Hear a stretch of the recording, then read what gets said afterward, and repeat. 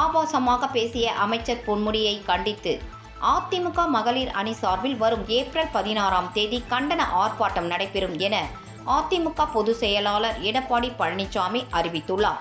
போற்றுதலுக்கும் பெருமைக்கும் உரிய பெண்களை எவ்வளவு கொச்சையாக பேச முடியுமோ அந்த அளவுக்கு கொச்சைப்படுத்தி திமுக அரசின் வனத்துறை அமைச்சர் பொன்முடி சமீபத்தில் நடைபெற்ற நிகழ்ச்சி ஒன்றில் பேசியதாகவும், அது ஒரு மனிதனின் மனதில் இருக்கவே கூடாத குரூர வக்ரத்தின் உச்சம் எனவும் எடப்பாடி பழனிசாமி கண்டனம் தெரிவித்துள்ளார்.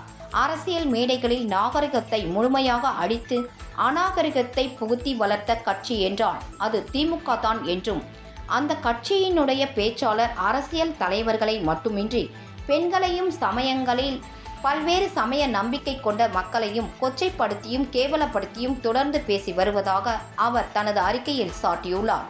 இந்த இழிவான கருத்துக்கள் தமிழக மக்களின் குறிப்பாக பெண்களின் நெஞ்சங்களில் நெருப்பை கொட்டி இருப்பதாகவும், அவரது அநாகரிகமான பேச்சு பொதுமக்களிடையே மிகுந்த வேதனையையும் அதிர்ச்சியையும் அளித்துள்ளதாகவும் எடப்பாடி பழனிசாமி குறிப்பிட்டுள்ளார்.